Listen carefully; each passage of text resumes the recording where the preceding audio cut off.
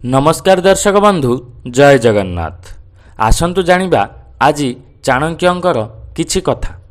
सावधान, पुरुषंक जीवन को नर्क कर दियंती एपरी महिला। जानंतु कौन कहउछंती चाणक्य नीति। जानिबा पई वीडियोटी को शेष पर्यंत देखंतु एवं वीडियो रे नुआ आसीथिले चैनलटी को सब्सक्राइब करी बहु मात्रा रे शेयर कर दियंतु। आज आमे एमिति महिलांक विषय रे कथा हेबा जाहांक गुण पुरुषंक जीवन को करदेव छाड़खाड़। आचार्य चाणक्यंक नीतिशास्त्र रे अनेक कथा उल्लेख करा जायछि। एहा मध्य व्याख्या करा जायछि जे जणे व्यक्तिर आचरण किपरि हेबा उचित। चाणक्यंक नीतिशास्त्र रे उल्लेख करा जायथिबा समस्त नीति जानिबा द्वारा आपण जीवन रे काहा द्वारा प्रतारणा होई परिबो नाही। एहा संपूर्ण तथ्य मध्य।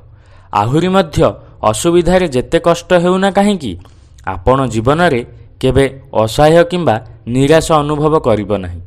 तेणु आचार्य चाणक्यंक द्वारा कुहा जायथिबा गुरुत्वपूर्ण जिनिष गुडी को अति कम रे थरे पढ़िबा अत्यंत गुरुत्वपूर्ण, जहा द्वारा जीवनर समस्या एवं निराश दूर हो जाए एवं आपण जीवनर प्रकृत मूल्यबोध बुझी पारिबे।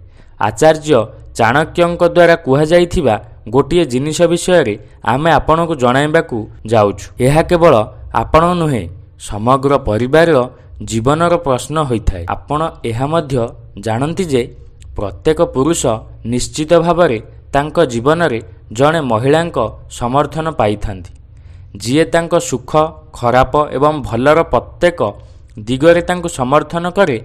एथि सहित आचार्य चाणक्य पुरुष मानकू केउ प्रकार महिला ठारू दूरे रहिबा उचित से विषय परामर्श देउछंती। आचार्य कहिछंती जे जदि जीवन रे सठिक महिला न मिले तेबे समग्र जीवन नरकरे परिणत हुए। एउ महिला माने झगड़ा करंती आचार्य चाणक्यंक अनुजाई एपरी महिलांक ठारू दूरे रहिबा भल।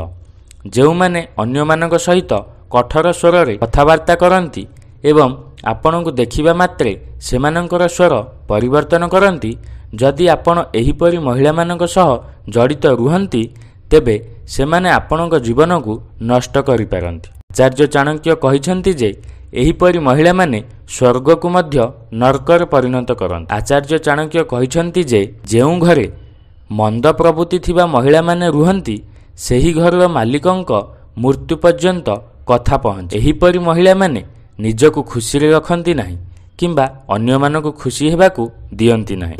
प्रत्येक वार्तालाप आपत्ति पठाइबा एवं घर भाग करने को धमक देवा सेमानंकर अभ्यास रे परिणत हुए एवं घर मालिकंक मानसिक संतुलन खराब हो जाए।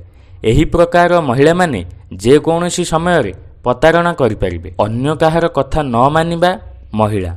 आचार्य चाणक्य नीतिशास्त्र रे कहिछंती जे कौनसी काम करिबा पूर्वरु जणे व्यक्ति जानिबा उचित जे से सही काम करिबाकू संपूर्ण सक्षम कि नुहे। आचार्य चाणक्य कहिछंती जे किछि महिला सेमानंक आचरण रे एपरि जे सेमाने काहा कथा सुनिबाकू किंबा मानिबाकू प्रस्तुत नुहंती।